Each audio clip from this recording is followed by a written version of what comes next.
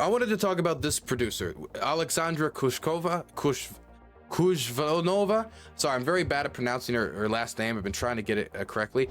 Kuvshynova. Anyway, she goes by Sasha, so we'll just do that out of respect. We'll call her Sasha for this. She was a producer and journalist who was working with Fox News in Ukraine during the start of the war, and early on in the war, she died, and it was a real tragedy.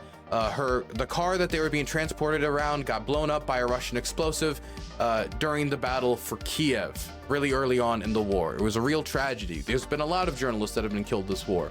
She's just one of many.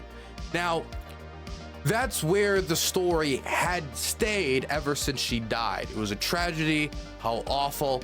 But we just got a pretty big update to the story because the parents of Sasha have decided to file a lawsuit against Fox News, blaming Fox News for safety failures that helped lead to their daughter's death. They claim that Fox sent reporters into dangerous areas where reporters were banned and even ignored security advice. They also criticized Fox News for honoring their daughter in a press release while simultaneously spewing quote-unquote anti-Ukraine discourse. Fox News since led the way in sounding anti-Ukraine themes. Fox pundits have even sided with Russia. My goodness. There are specific critiques as to why they had a security failure that led to their daughter's death. Included, number one, the fact that they didn't have a security contractor present, and they said that they were going to have one, and they were supposed to have one, but they didn't. So for those of you who don't know, I've worked with people who are in NGOs and are with more formal news organizations. I'm freelance, so I look after myself, okay? The laws of the jungle, okay? Wild West. I'm joking, but that's my job, is to look after myself. Nobody else looks after me. But if you work for a company like CNN, if you work for a company like CNBC, or you work for an NGO even, or Fox News, they have security contractors that are supposed to look at the situation, where you should be housed, etc., to make sure that they're doing everything by the book, doing everything safe, and keeping you in locations where you're supposed to be. For example, when I was in Kharkiv doing filming with demining crews, there was this anti-mine. There was this demining NGO that was helping one of my friends. I don't want to get into details about what they were doing, but they were helping my friend try to identify mines using technology. I can't give you any more because they have a non-disclosure agreement. I don't even want to say some of the names. But during that process, they had a security contractor, and they couldn't stay with us in the area, in the village, in the countryside, filming this demining work, because that's what I was doing. And they wanted to continue to do this, and they wanted to stay out in the village in order to, be with them. They couldn't do it because they didn't have a security contractor to look at the village and determine, hey, do they have a bunker nearby? Hey, could they quickly, get the safety? Hey, where could they get medical treatment? And go through all these things that would determine if this location is safe enough for them to have their employees there, since these companies are liable for their employee safety. When they sign contracts with these employees, they are liable for their safety. And Fox News is supposed to have a security contractor that would say to this person, hey, you see, you're going into area you're not supposed to go to. But this says that they sent them into that area. Now, not only was there not a security contractor to stop them from going into this area that was dangerous, but Fox News sent them into this dangerous area. So they didn't have a security contractor. They didn't have the contractor present advising them. They sent them off into this dangerous area. And then afterwards, they said that this was all the failure of a drunkard. Fox News, that was their defense, of a drunkard. And then they fired a drunkard for improper management. Now, the family seems to be painting that as them attempting to brush the issue under the rug, and that they could at least partially be liable for their daughter's death. I wanted to, where is it? I wanted to read a little bit from this article so we could hear the family talk directly, because this is a very long, and I obviously I can't go through all of this. So I tried to find a source that I felt like would be least biased on it, and I didn't want to use Fox, and I didn't want to use one of the super hardcore liberal outlets, I guess you'd call it. So I decided NPR is probably the best. On the second anniversary of a young journalist killing in Ukraine, her family filed a wrongful death suit against Fox News and accused it of a cover-up. The suit, filed in New York City courthouse, is steeped in the tragic nature of the incident at its core. Oleksandra Sasha Kuvshynova, who was 24, accompanied, God, man, she's so young, accompanied Fox News correspondent Benjamin Hall and veteran videographer Pieri on a reporting trip outside of Kiev just weeks after the Russian invasion in March of 2022. This is when it was March and early April was when it was most dangerous to be filming in the Kiev area. That's when the Russians were pushing through Bucha. That's when the mass grave was formed in Bucha.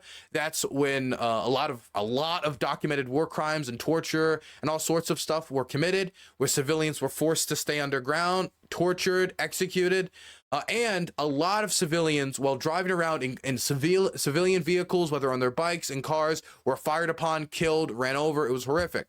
So this was a particularly bad time to be a reporter in this area. Not when it comes to reporting. There was tons to report on, but when it comes to safety.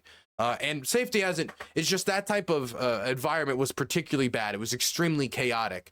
The exact lines of where all the soldiers were not drawn very solidly. Where now we have a general idea where the Russians are pretty constantly, where back then it was a lot more chaotic.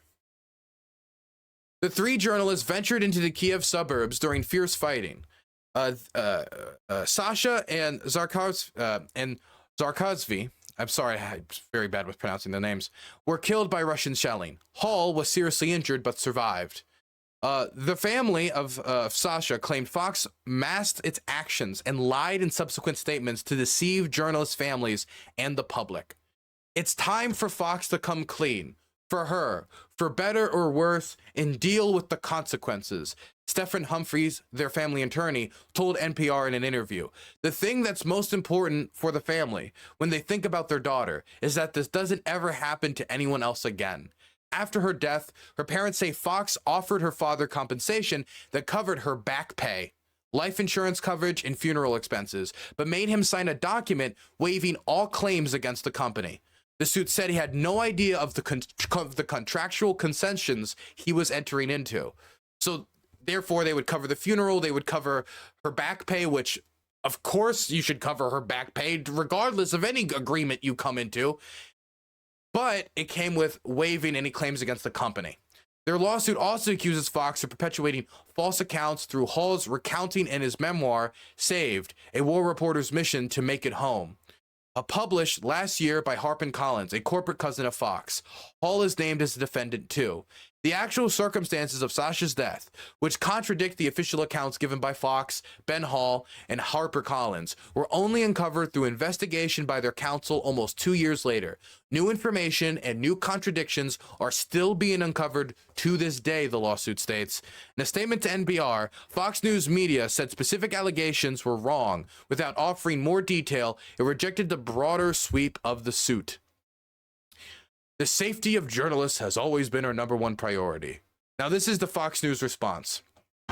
While we understand the grief and continue to mourn the loss of both Pieri and Sasha, we will respectfully defend against the inaccurate claims within the lawsuit. The statement from Fox News reads, "The safety of our journalists has always been our #1 priority, and we are immensely grateful to the Fox News reporters who have covered the war in Ukraine and remain committed to reporting from that region." Okay, #1, when it comes to remaining committed to reporting from that region, they have regularly platformed disinformation about the Russian invasion of Ukraine and have failed to correct it. When Tucker Carlson was the #1 show on cable news, and they helped enable him to make him the #1 show on cable news, given him the platform, given him the audience that he has and continues to carry to this day, he was saying on the show that for every Ukrainian soldier that dies, every Russian soldier that dies, 7 Ukrainian soldiers die. And not only did he not correct it after it was shown to just be a bad Photoshop that he fell for, or either just took and used for his own purposes, it was then repeated again on next week's show with RFK on the network. And this is just one example. You can go through any number of his documentaries he made for the Fox network, for his podcast, his like video podcasts he made for the Fox network, or for his cable news show. And so when it comes to like a commitment to report from the region, I can understand somebody making a mistake I can understand that, but they won't even correct their mistakes. And so I don't really know how committed Fox is to getting accurate reporting from the region or informing their audiences accurately about the war, more specifically. I really don't. And I it's not that I don't think any Fox reporter could, because I know former Fox reporters. Oh gosh, you know what? I shouldn't drop any names. I know former Fox reporters, but key word is former, that are, genuinely care about covering the war in Ukraine, that are in Ukraine right now, continuing to try to cover the war, interviewing people, going to Odessa, interviewing civilians. And so it's not that I believe that no one who takes the job as a Fox News reporter doesn't care, because if you're a journalist trying to make it big and any big outlet gives you an offer, you at least consider it. The outlet is not making a sustained effort to make sure that their audience is well informed about it. It's a real flip-floppy, whether you're going to get a segment where they just talk about the war straight, give people the information, or they're going to have somebody go into conspiracy cuckoo land. It's gotten a little better after the Tucker Carlson lawsuit, but I still don't trust them. I still don't trust them. And also, that's completely separate from this case here, which again would make me question their commitment to properly or safely cover this war, protect its staff, protect its local reporters, protect the people that are putting their lives on the line to document this history so the rest of us can learn the lessons so this type of stuff doesn't get repeated. And their parents are saying that you made them sign a contract that they didn't understand to make you guys completely non-liable for her death, to take away any liability that you guys might have. Not only that, but then scapegoating a drunkard in order to say, oh, well, it's not really our fault. Yeah, not only has their coverage make me question it, but this is now making me question their commitment to keeping their employees and their reporters safe while in the country. My goodness, this is horrific. I hope nothing but closure for the family.